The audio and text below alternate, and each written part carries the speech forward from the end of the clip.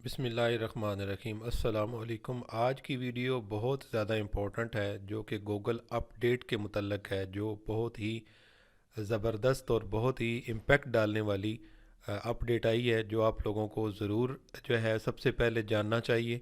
और इसमें बहुत सारे आपकी कन्फ्यूजन नए और पुराने लोगों की ख़त्म हो जाएगी। इसमें बहुत सारी कन्फ्यूजन आप नए और पुराने लोगों की ख़त्म हो जाएगी, और उसको किस तरीके से आपने फ्यूचर में अपने साथ रखना है, अपने फ़ायदा आपका इसमें है, बिल्कुल परेशान नहीं होना। तो वो आपने इसके ऊपर देखना है। अब हम इसको डिस्कस करेंगे, ठीक है। मेरा कहने का मकसद है कि हमने गूगल की जो अपडेट आई है 2024 में ब्लॉगिंग के रिलेटेड, उसके ऊपर देखना है। तो इसको आपने गूगल में डालना है, गूगल अपडेट 2024, ठीक है। और उसको आपने यहाँ पे इंटर कर देना है। अब जब आप यहाँ पे इंटर करेंगे तो अपडेट कोई भी देखनी हो तो उसके लिए पहले बता रहा हूँ कि आप कहते हैं कि किस तरीके से मैं अपडेट रह सकता हूँ गूगल के साथ। तो यहाँ पे जो भी आ रहे हैं ये भी बिल्कुल गूगल का ब्लॉक आ रहा है, बाकी भी यहाँ पे डिफरेंट वेबसाइट आएंगी। और मैं इनमें से इस वेबसाइट को ये नोट कर लें, वन, ये दूसरी टू, और ये तीसरी, ठीक है, ये तीन, इनको रिकमेंड करूँगा कि इनके आर्टिकल लाजमी पढ़ा करें। और ये जो वेबसाइट है developers.google.com, इसके ऊपर आपको अपडेट मिलती है। यहाँ पे जो भी अपडेट आती है रिसेंटली शॉर्ट में डिटेल के साथ यहाँ पे बताया गया होता है। और यहाँ पे नीचे आपको लिंक भी दिए जाते हैं, जो पुरानी इनकी जो भी वेब आई होती है चीज़ या जिसका आपको नहीं पता होता, वो यहाँ पे कवर किया जाता है, ठीक है। अब सबसे पहले जो मिथ है वो आप अपने माइंड में रख लें कि जो चीज़ डिस्कस मेन करनी है कि जब आप अपडेट आती है तो लोग ये कहते हैं कि मेरी जो वेबसाइट है वो उसको डी रैंक हो गई है, या मेरी वेबसाइट जो है वो स्टेबल रही है, लिहाजा हमने गूगल को जो है वो कर लिया है, अप्रोच कर लिया है। मतलब अप्रोच से मुराद है कि उसको समझ गए हैं, हमने उसे मास्टर कर लिया। ऐसा नहीं होता। कई दफ़ा कई वेबसाइट उसके अंदर आ जाती हैं, कई दफ़ा कई वेबसाइट उसके अंदर नहीं आती।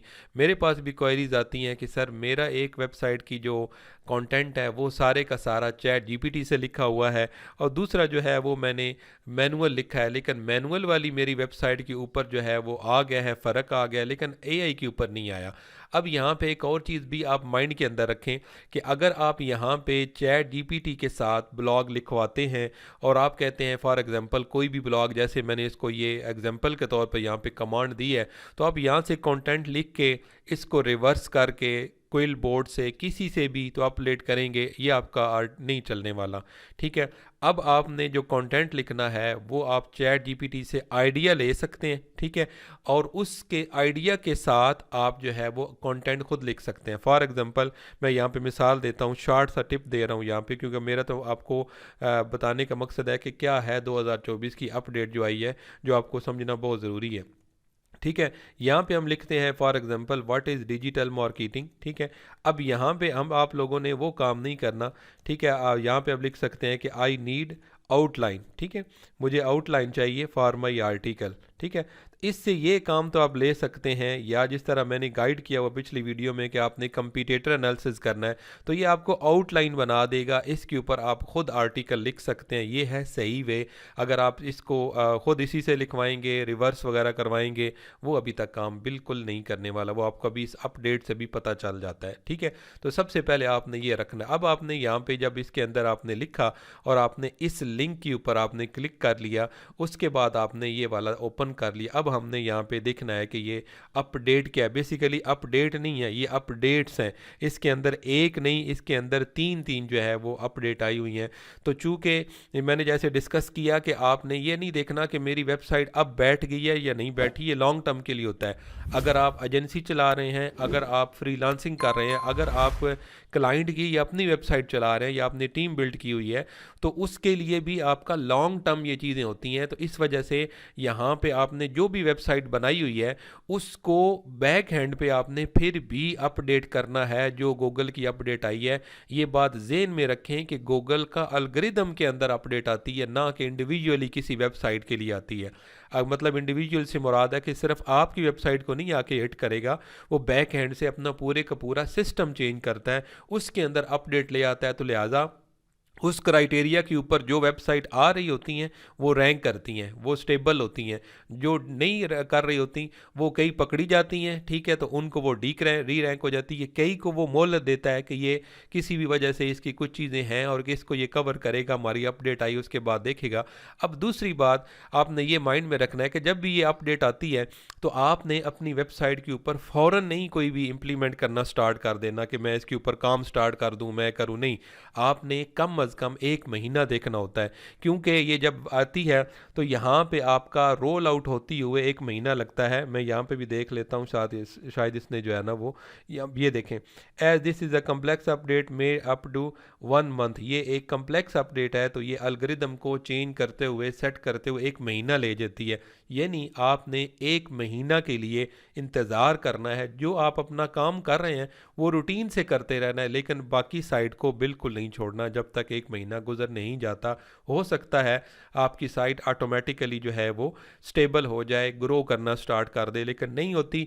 फिर आपने उसको सिंपल करना क्या है, ये जो अपडेट आई है, जैसे मैं गाइड करने लगा हूँ क्या अपडेट है, उसके मुताबिक अपनी पूरी की पूरी वेबसाइट, आर्टिकल, कंटेंट, हर चीज़ आपने उसके ऊपर जो है वो अपडेट कर देने हैं मुकम्मल, 1 बाय 1 आराम से बैठ के। तो वो हौले हौले आपकी वेबसाइट जो है वो ग्रो करना स्टार्ट हो जाएगी नए एल्गोरिदम के मुताबिक। अब ये आपकी जो अपडेट आई है, ये 3 तरह की अपडेट्स हैं। सबसे पहले ये एक कोर अपडेट है, ठीक है, यानी कि ये मार्च की कोर अपडेट है। कोर अपडेट इनकी 1 साल के अंदर 2 दफ़ा आती है, ठीक है। चूँकि ये जो जितनी भी है इसके ऊपर इसका टाइम इस वजह से लग रहा है कि पीछे जो कंटेंट डाला गया है चैट जीपीटी के बाद, गूगल के ऊपर बहुत ज़्यादा वज़न आया है कि लोगों ने ऑटो जनरेट करके चीज़ें काफ़ी डाली हैं। उस वजह से इस अपडेट को टाइम लगेगा 1 महीना इसको रोल आउट होते हुए।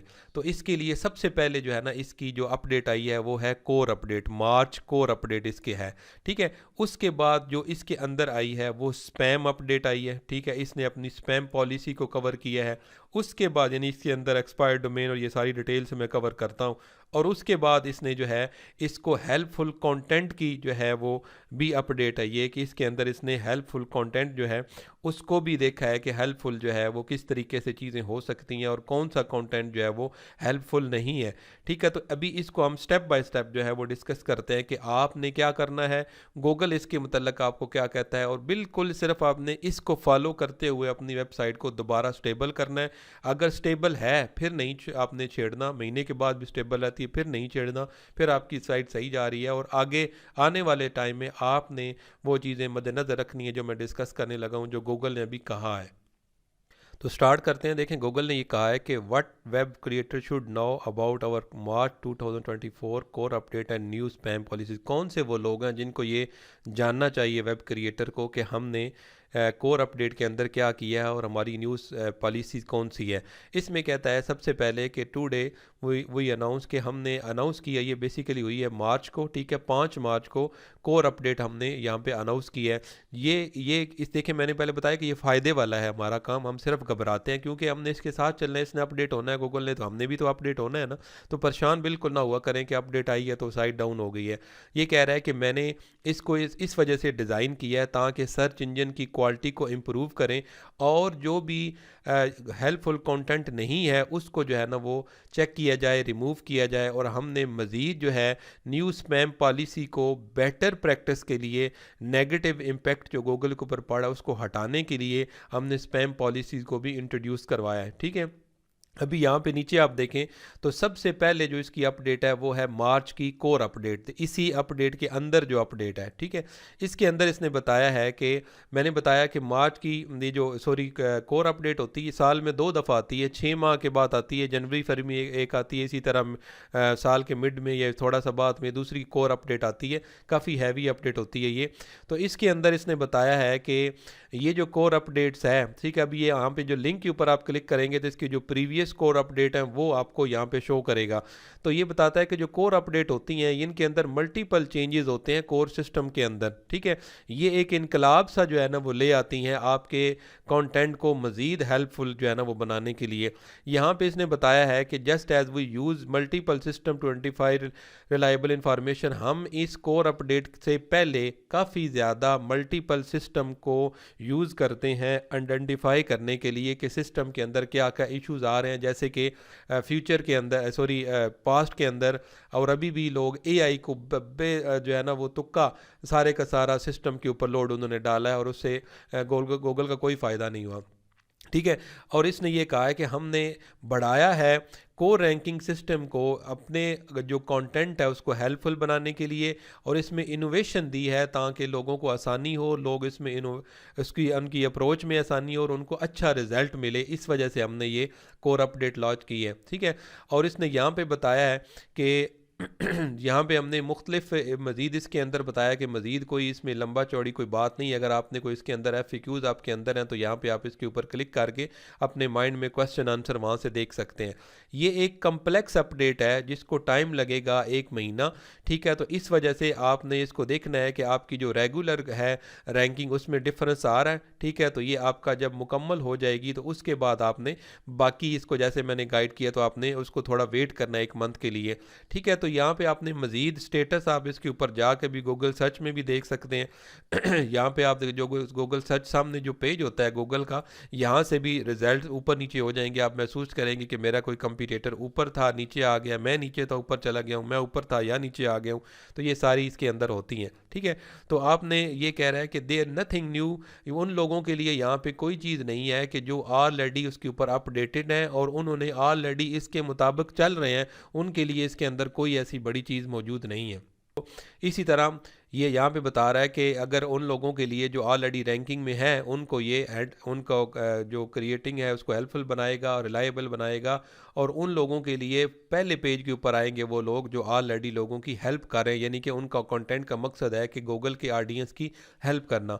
तो ये तो हो गई पहली की पहली कोर अपडेट जिसमें इसने ये पूरे का पूरा बताया है कि हमने बैक एंड से मल्टीपल सिस्टम को यूज़ करके अपडेट किया है लोगों की सहूलत के लिए, और जो कंटेंट गैर ज़रूरी है उसको हमने हटाया है, और उन लोगों का इसमें फ़ायदा है कि जो ऑलरेडी हेल्पफुल कंटेंट बना रहे हैं उसको मज़ीद रैंकिंग मिलेगी।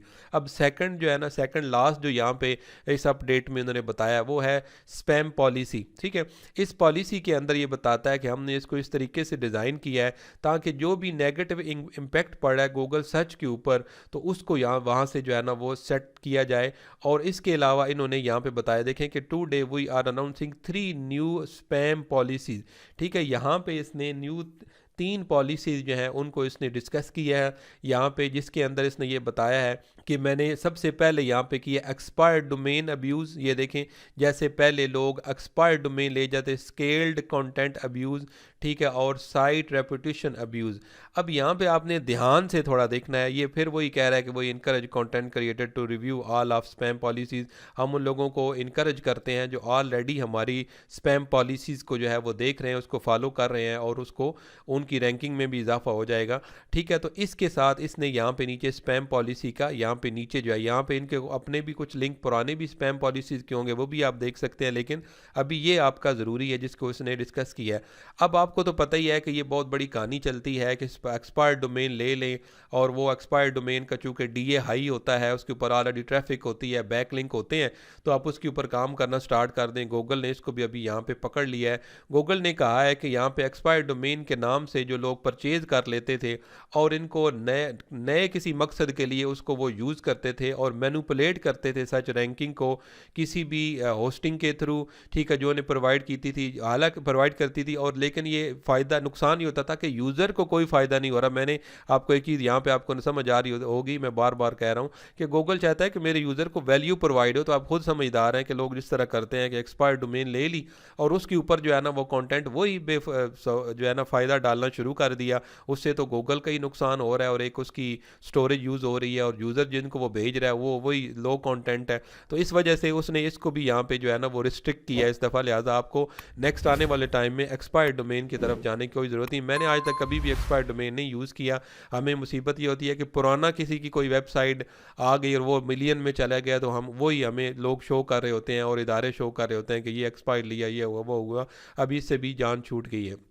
ठीक है। इसने कहा है कि for example someone might purchase a domain previously use by medical site. ये मिसाल दे रहा है कि यहाँ पे किसी बंदे ने किसी मेडिकल के लिए या किसी भी लो क्वालिटी कैसीनो रिलेटेड कोई कंटेंट लिया है, ठीक है, तो वो ये क्या रहा है कि इसकी मैं रेपुटेशन की बुनियाद पे जो है ना वो इससे मैं फ़ायदा उठा लूँगा, तो ये वो उसको डिस्कस करा जाए, ये चीज़ आपको ऑलरेडी पता है। ठीक है, ये उसने बताया कि यहाँ पे एक्सपायर्ड डोमेन जो है ये एक्सीडेंटली हो जाता है। यहाँ पे इसमें कहा है कि expired domain abuse is not something people accidentally do. ये ऐसा नहीं होता कि गलती के साथ लोग इसको कर लेते हैं। ठीक है, वो बाकायदा इसके ऊपर प्रैक्टिस करते हैं। ठीक है, लोगों को हायर करते हैं वो इसलिए कि हम अच्छे तरीके से रैंक करें इन सर्च में, और वो लो वैल्यू जो है ना कंटेंट देते हैं अपनी पुरानी रेपुटेशन को, डोमेन की रेपुटेशन दे के कि भाई डोमेन पहले इतना रैंक कर रही थी, अभी हम इसके ऊपर लो वैल्यू कंटेंट डालते हैं तो ये रैंक करेगी। तो these domains are generally not intended for visitor to find them in any other way but through search engine. लेकिन ये कहता है कि वो यूज़र के लिए तो कोई फ़ायदा नहीं होता, सिर्फ सर्च इंजन के थ्रू ही उन्हें सर्च इंजन को ही नुकसान होता है, क्योंकि वो सर्च इंजन के थ्रू उन वेबसाइट के ऊपर जा रहे होते हैं। ठीक है, it's fine to use an old domain name for a new original site that design to serve people first. ठीक है, तो यहाँ ये वो कहता है कि ये ठीक है कि आप ये it is fine to use an old domain, कि आप कोई ऐसी डोमेन जो पुरानी हो उसको उसके नाम को आप यूज़ कर सकते हैं। ठीक है, और जो लोगों को सर्व करे, यानी कि यहाँ पे थोड़ी सी उसने लचक दी है कि अगर आपकी पुरानी डोमेन भी है लेकिन वो लोगों का फ़ायदा कर सकती है तो उसमें जो है ना आप उसको यूज़ कर सकते हैं। लेकिन चूँकि एक्सपायर डोमेन के ऊपर ये आ गया तो इससे इज्तनाब भी करना चाहिए, क्योंकि हमने नई साइट को स्टार्ट करना है। तो फिर ज़ाहिर बात है कि जो पुरानी दुकान बेशक रहे उसके ऊपर कोई सही चीज़ ही ना हो तो फ़ायदा नहीं है, नई दुकान बनाएं और नया डाटा डालें। अब यहाँ पे लास्ट पे देखें कि scaled content abuse, scaled content abuse की एक डिटेल आपको यहाँ पे लिंक ओपन करेंगे तो बताएगा। ये बता रहा है कि is when many pages are generated for the primary purpose of manipulation search ranking and not helping user. एक ही कीवर्ड के ऊपर बार बार डिफरेंट वेरिएशन के साथ आप जो है वो किन डालते हैं। ये दूसरे लफ्ज़ों में देखें तो एक जिस तरह एक तो होता है पावर हब। पावर हब ये होता है कि आपका मेन एक कीवर्ड है जो बड़ा कीवर्ड है, उसके अंदर काफ़ी ज़्यादा चीज़ें आ जाती हैं, वो आर्टिकल लिख के मेन आर्टिकल बड़ा लिख के इस बड़े आर्टिकल के साथ इंटरलिंक करते हैं। एक ये होता है कि बार बार एक ही बात के ऊपर आर्टिकल लिखे जाएं सिर्फ इस वजह से कि मेरा आर्टिकल रैंक हो जाए। इसको गूगल ने यहाँ पे पकड़ा है कि कह रहा है कि नहीं, this abusive practice is typically focused on creating large amounts of unoriginal content that provide little to no value to user no matter how it is created। वो कह रहा है कि इसके फ़ायदा ये जो लोग करते हैं, प्रैक्टिस करते हैं कि इतना ज़्यादा कंटेंट डाल देते हैं जो वैल्यू नहीं ऐड करता यूज़र को। जिस तरह भी आप लोगों ने ये क्रिएट किया है, ख्वा एआई से किया है ख्वा आपने मैनुअल किया है, मेरे लिए ये बिल्कुल मैटर नहीं करता। तो स्केल कंटेंट वो होता है कि जो बार बार एक ही कीवर्ड के, एक टॉपिक नहीं, मतलब अगर आपका बेबी स्टॉलर है तो उसके ऊपर बात नहीं कर रहा है, सिर्फ बेबी स्टॉलर के किसी एक ख़ास क्वेश्चन या किसी एक ख़ास रिव्यू के ऊपर बार बार इस सोच से वो करना, आर्टिकल लिखना, नंबर ऑफ आर्टिकल लिखने के यार इनमें से एक न एक रैंक हो जाएगा, उससे गूगल कंफ्यूज होता है, उसके ऊपर लोड डलता है और यूज़र को भी कोई फ़ायदा नहीं होता। फॉर एग्जांपल समझ लें बेस्ट बेबी स्टॉलर फॉर जो है वो kids, best kids baby stroller, ठीक है, best dog baby stroller, best baby stroller for dog, इस तरह की और इससे मुख्तलिफ और भी मिसालें हो सकती हैं। This new policy build our previous, यहाँ इसने यहाँ पे ये मुकम्मल जो है ना वो चीज़ों का डिस्कस किया है कि हमारी जो नई पॉलिसी है ये ऑटोमेटिकली जनरेटेड कंटेंट की हम ensuring that we can take action on scaled content abuse as needed no matter when content is produce. ये वही बात कर रहा है कि हमने इसके ऊपर एक्शन लेना है, जो ये न्यू हमारी पॉलिसी है, किस तरीके से आपने कंटेंट लिखा है इससे हमें जो है वो कोई सरोकार नहीं है। हाँ जी, यहाँ पे इसने ये चीज़ बताई है, no matter whether content is produce through automation, किस तरह आपने ऑटोमेशन से किया है, खुद लिखा है, या आपने इससे some combination of human and automated process. जो लोग कहते हैं कि नहीं गूगल को कैसे पता चलता है कि बंदे ने लिखा है या एआई से लिखा है, वो कहता है कि ये मेरी पॉलिसी है, अब आपने एआई से लिखा है या इससे लिखा है, मुझे इससे कोई सरोकार नहीं है, जो यूज़र को कोई फ़ायदा नहीं देता। ठीक है, तो यहाँ पे इसने ये देखे नीचे डिटेल से बताया, is this a change in how Google views AI content in terms of spam. ठीक है, तो यहाँ पे ऑलरेडी हमें पता है, हमने ऑलरेडी बता दिया है, गूगल ने क्लियर कि जो यूज़र को कोई फ़ायदा ना दे वो जिस तरीके से भी आप लिखे हमें फ़ायदा नहीं है। What's different from old policy against automatically generated content and the updated policy against scale abuse. ठीक है, इनको आप आप यहाँ से ओपन करके भी इनकी मज़ीद डिटेल आप जो है ना वो दे सकते हैं। जैसे इसने कहा है कि AI कंटेंट के रिलेटेड ये है कि नहीं स्पैम पॉलिसी, तो यहाँ पे इसने कहा है और long lasting spam policy has been that use of automation including generative AI is spam if the primary purpose is manipulating ranking in search result. देखें फिर भी यहाँ पे मैं आपको एक चीज़ क्लियर कर दूं कि AI कंटेंट को इसने बिल्कुल नहीं यहाँ पे छोड़ा। इसने कहा है कि जो आपने मैनिपुलेट करने के लिए रैंकिंग को, यानी कि मैं रैंक जल्दी कर जाऊँगा जैसे पीछे डिस्कस हुई है, उसको गूगल ने गलत समझता है। बेशक AI से देखें लिख दिया, लेकिन बात वही है कि आपने वो चीज़ क्रिएटिव करनी है, यूज़र को फ़ायदा देना है। गूगल के ऊपर ऑलरेडी कंटेंट पड़ा हुआ है तो फ़ायदा नहीं है। अगर आप इसमें नई जिद्दत ले आके यूज़र को अच्छे तरीके से फैसिलिटेट कर सकते हैं तो उसमें गूगल को फ़ायदा होगा, ठीक है, और यूज़र को भी फ़ायदा होगा, ठीक है। बाकी यहाँ पे इसने वही इसकी डिटेल दी है। अब यहाँ पे बता रहा है कि what is the difference from the op policy against automatically generated content and the updated policy. दोनों के अंदर जो है ना इसने यहाँ पे फ़र्क बताया कि इसके अंदर क्या, our new policies mean to help people focus more clearly on the idea that producing content at scale is abusive if done or the purpose of manipulating. वही कह रहा है कि अगर इतना आप बार बार उस कंटेंट को लिखेंगे जो मैनिपुलेट करना है गूगल को, तो ज़ाहिर बात है इसको हम पकड़ेंगे। साइट रेपुटेशन अब्यूज़, देखें यहाँ पे इसको डिटेल से ओपन करके is when third party pages are published with little or no first party oversight or in involvement whether the purpose is to manipulate sir ranking by। यहाँ पे ये होता है कि साइट रेपुटेशन से यहाँ पे ये है कि थर्ड पार्टी पेजेस, अगर आप किसी और पार्टी के पेजेस को भी यहाँ पे पब्लिश करते हैं, ठीक है, आपने किसी और तरीके से बेशक इसको जो है ना वो इन्वॉल्वमेंट इसकी की है, लेकिन बेसिक आपका मकसद ये है कि मैं अपनी साइट को गूगल सर्च कंसोल को मैनिपुलेट करूं। इसमें एक किस्म का रीडायरेक्ट भी आ जाता है।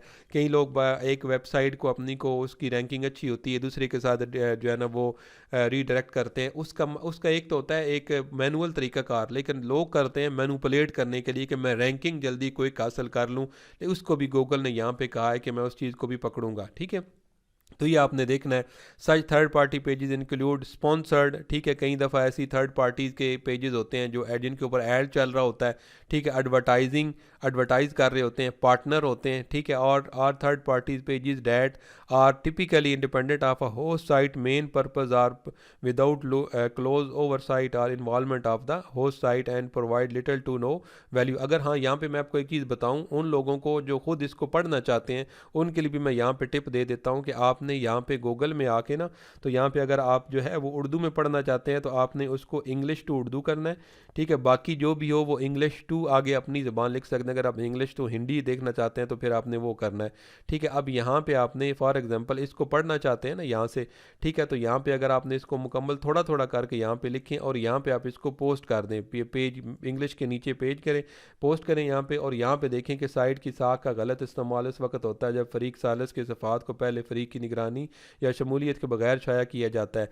जहाँ का मकसद फ़रीक अव्वल की साइट के दर्जाबंदी के इशारों का फ़ायदा उठाकर तलाश की दर्जाबंदी में हेरा फेरी करना होता है। यानी कि दूसरे बंदे की, पहले बंदे की साइट को दूसरे जो है ना वो साइट के ऊपर किसी तरीके से यूज़ किया जाता है। मकसद होता है कि पहले बंदे को डी रैंक करना और अपने लिए फ़ायदा करना, ये चीज़ें। और यहाँ पे आप इसकी मज़ीद डिटेल ये देखें, our new policy does not consider all third party content to be violation, only that which is hosted without close oversight and which is intended to manipulate search engine. हर एक की ये थर्ड पार्टी की ये कह रहा है कि मैं उसको नहीं मना कर रहा, मैं सिर्फ उसको कर रहा हूँ जो सिर्फ जो है ना लोग गलत तरीका इस्तेमाल करते हैं। ये चीज़ें अमूमन आपको पता होती हैं कि मैं गलत तरीका क्या कर रहा हूँ। ग्रे हेड जिसे SEO कहते हैं, ये ब्लैक हेड ऐसे कहते हैं। यहाँ पे इसने मिसाल दी है, for example many publication host advertising content that is intended for the regular reader rather than to primary manipulate search engine. देखिए यहाँ पे सिंपल वो बात कह रहा है कि मैं एग्जांपल देता हूँ कि कुछ लोग एडवर्टाइज करते हैं अपने यूज़र को, रीडर के लिए नॉर्मली चीज़ें पोस्ट करते हैं, लेकिन कुछ लोग सर्च इंजन को करने के लिए, जैसे कुछ लोग पहले कीवर्ड डाल देते थे, ज़्यादा कीवर्ड स्टफिंग करते थे, मुख्तलिफ तरीक़ेकार वो जो अपना फॉन्ट होता था उनका कलर चेंज करके गूगल को मैनिपुलेट करते थे। गूगल की मैनिपुलेशन की वजह some time called native advertising or editorial this kind of content typically would not confuse regular reader of. कई दफ़ा ऐसा होता है कि ये चीज़ें गूगल को यूज़र को नहीं कर रही होती, लेकिन उसका वेरी सॉरी, इन शॉर्ट यहाँ पे कहने का मकसद ये है कि आपने हर वो जो है ना वो तरीक़ाकार इख्तियार नहीं करना जिससे आप गूगल को मैनिपुलेट कर लें। तो यहाँ पे इसने इसको मुकम्मल जो है वो मज़ीद गाइड किया है, इसने बताया है कि जो है ना वो इसकी मुख्तलिफ एग्जांपल मैंने यहाँ पे बताई हैं। ठीक है, तो इसके लिए आपको गूगल से आप इसका कंटेंट ब्लॉक कर दिया जाएगा। ठीक है, तो आपने इसका ख्याल करना है कि आपका ये ब्लॉक ना हो। तो इन चीज़ों का आपने देखना है। आप लोग कहीं कहेंगे वो मेरी साइट उड़ गई है सर, मेरी साइट वो इंडेक्स हुई थी वो सारी की सारी उड़ गई है, गूगल में मेरा कोई आर्टिकल नहीं आ रहा, वेबसाइट में नहीं आ रही। तो वो गूगल ने आपको खुद बताया कि मैंने आपके साथ क्या करना है। ठीक है, what ranking signal does a site है, क्या रैंकिंग सिग्नल एक साइट के होते हैं। देखें ये भी बड़ी ज़बरदस्त है आपके लिए चीज़ समझना। लाइक कई लोग सवाल करते हैं कि सर रैंकिंग फैक्टर गूगल खुद बता रहा है, इस वजह से मैं डिटेल से आपको ये चीज़ बता रहा हूँ। Our core ranking system are primarily design to work on the page level using a variety of signals and system to understand how to rank individual pages. We do have some site-wide signal that are also considered. Please note some third-party services provide reputation and authority scores of site. These don't correspond to any of Google own signal for more. हाँ, यहाँ पे ये पता कह रहा है कि हमारे मुख्तलिफ तरीक़ाकार हैं इसके अंदर, लेकिन हम उस चीज़ को बिल्कुल नहीं पसंद करते कि जो लोग रेपुटेशन या अथॉरिटी बढ़ा लेते हैं। ये भी आप उन्हें अक्सर सुना होगा कि गेस्ट पोस्ट के लिए जी आप डीए बढ़ा लें, और गलत जो है ना वो जो चीज़ गलत होती है वो गलत होती है। अपने चैनल्स और अपने इंस्टीट्यूट चलाने के लिए बच्चों को गलत गाइड नहीं करना चाहिए। आप खुद गूगल से देखें, सीखें गूगल आपको क्या कह रहा है। What site has a coupon area that we produce in party by working with a third party it is considered spam. ठीक है, यहाँ पे कह रहा है कि अगर my site has a coupon area that we produce in part by working with a third party, तो क्या ये स्पैम कंसिडर करेगा। ठीक है, तो यहाँ पे इसने इस चीज़ को मुकम्मल डिटेल से आपको जो है ना वो बताया कि there is no need to block this content from Google search console. ठीक है, तो यहाँ पे इसने अपना गोल बताया कि हमारा मकसद क्या है, जो ऊपर इसने डिस्कस की है। तो ये बहुत हेल्पफुल है। आपको सिंपल बताना जो है ना वो ये था कि यहाँ पे आपने का गूगल की अपडेट के लिए यहाँ से इसको अपडेट रह सकते हैं। बाकी यहाँ पे जो मैंने आपको बताया ये भी आपको ज़्यादा इजी करके बताते हैं। सर्च इंजन जर्नल और सर्च इंजन लैंड, और इसके अलावा सर्च इंजन जनरल और सर्च इंजन लैंड।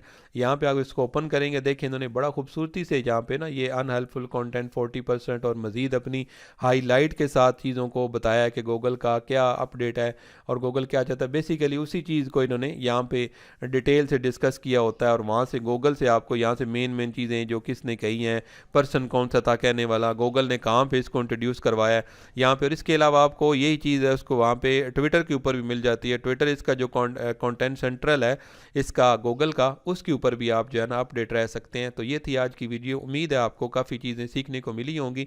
ये थोड़ी एडवांस लेवल की थी, टिपिकल थी नए लोगों के लिए, तो बिल्कुल परेशान नहीं होना। कोई भी क्वेश्चन हो तो आप कमेंट में पूछ सकते हैं। डिजिटल मार्केटिंग उर्दू चैनल को सब्सक्राइब कीजिएगा, वीडियो को लाइक और शेयर ज़रूर कीजिएगा। Thank you very much. अल्लाह हाफिज़।